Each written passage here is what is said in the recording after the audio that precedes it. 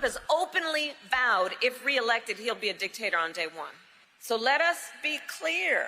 This represents an outright attack on our children, our families, and our future.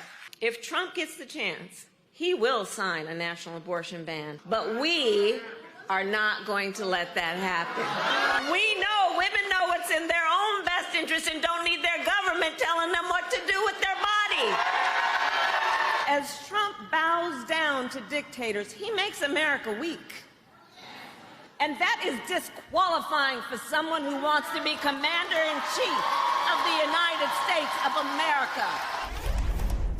As President Joe Biden convenes world leaders this week for the NATO summit, Vice President Kamala Harris has been on the campaign trail, continuing to vigorously prosecute the case against Donald Trump, highlighting the stakes of this election in terms of whether or not we remain a democracy. Vice President Harris's campaign tour comes amid growing angst and chatter, even within the Biden campaign and allies themselves, about whether or not the vice president might be better equipped to prevail in November after President Joe Biden's performance in the first debate. New York Times out this afternoon with this reporting, quote, President Biden's campaign is quietly testing the strength of Vice President Kamala Harris against former President Trump in a head-to-head survey of voters. The survey, which is being conducted this week and was commissioned by the Biden campaign's analytics team, is believed to be the first time since the debate that Mr. Biden's aides have sought to measure how the vice president would fare at the top of the ticket. The results of that survey could determine whether Joe Biden remains at the top of the ticket. New York Times also reporting that a key group of advisors to the president believe that the strength of the vice president might sway his decision to stay in this race. Quote, a small group of Mr. Biden's advisors in the administration and the campaign have said they would have to convince the president of several things. They said they would have to make the case to the president, who remains convinced of the strength of his campaign, that he cannot win against former President Donald Trump. They have to persuade him to believe that another candidate, like Vice President Kamala Harris, could beat Mr. Trump. And they have to assure Mr. Biden that should he step aside, the process to choose another candidate would be orderly and not devolve into chaos in the Democratic Party. In a statement to the New York Times, the White House denied that there was an effort by members of President Biden's team to convince President Biden to exit the race. Joining our coverage, New York Times investigative reporter Mike Schmidt. His byline is on that New York Times reporting about what the president's advisors are discussing behind the scenes. And the president of the Reproductive Freedom for All, folks that we turn to all the time on all matters, is here for this. Mini Timuraju. Mike Schmidt, take me through what you and your colleagues are reporting in the story about the advisors, as well as the story about the president's own political operatives testing Vice President Harris head-to-head with Trump. Well, what we're reporting is that there's a realization amongst some of these longtime Biden aides that he's going to have to exit the race, and that the biggest obstacle to that will be having to convince him to do that. And the story really encapsulates what the story of the moment is, which is essentially a standoff between Joe Biden and the Democratic Party. The Democratic Party that is around the edges saying some things, but at the top of the party is not coming out and publicly forcefully asking him to get off the ticket, and the president sort of digging his heels in even further. We report in the story that the president had said before the debate that he thought he had a far better chance of beating Trump than the vice president. This is a conviction that he has maintained in the aftermath of the debate.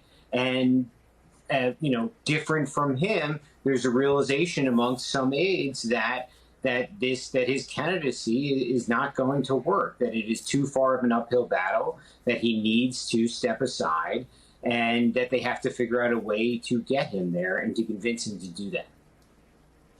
Mike Schmidt, the advisors that are quoted in both these stories seem to be engaged in a little bit of what Nancy Pelosi was doing yesterday. She showed up on Morning Joe, seemingly speaking to one person known to be in the audience pretty regularly.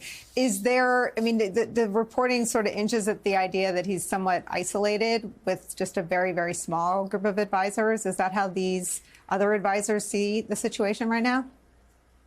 Well, we don't have full visibility into everything that the president is doing and who he's meeting with, but there is a a notion among some of these advisors that, the president had spent a lot of time with his family in the aftermath of the debate, that, there is not a ton of access to a lot of people have to the president. And that's been the case for some time, as the president has been a bit cloistered off. And the question that many Democrats have is the president, getting full advice and full counsel from everyone, and does he have a true appreciation of the polls?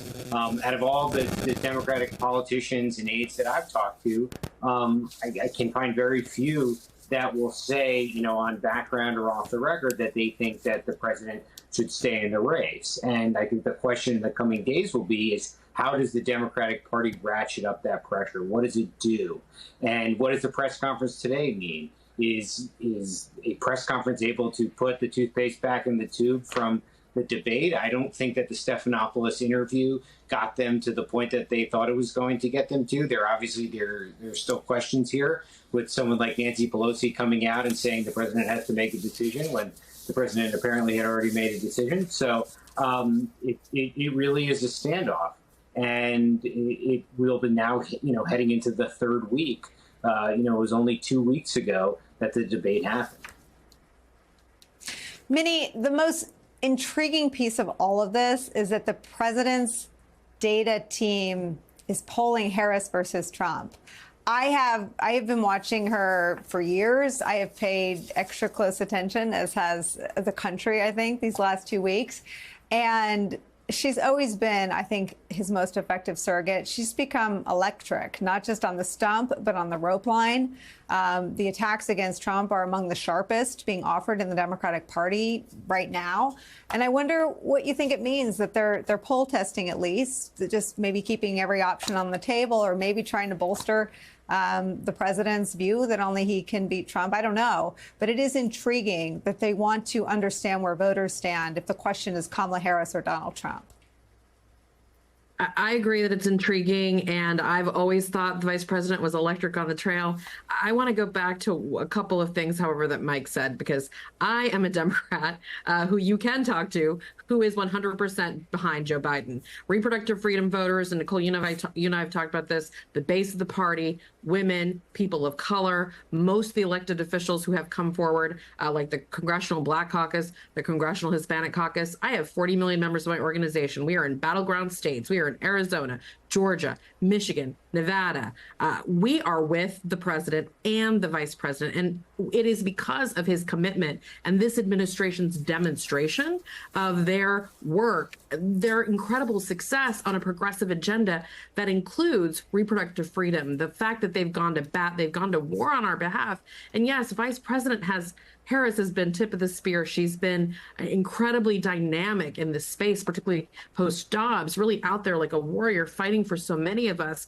But we also have to remember Joe Biden asked Kamala Harris to take on the Reproductive Rights Task Force. He asked her to go out and be the fiercest defender she could for these issues. And it's his administration, his DOJ, his HHS that has been at the Supreme Court on the front lines of this fight at a time where abortion has never been a more popular issue. And when abortion is on the ballot, abortion wins. And right now, reproductive freedom advocates, we're behind Joe Biden.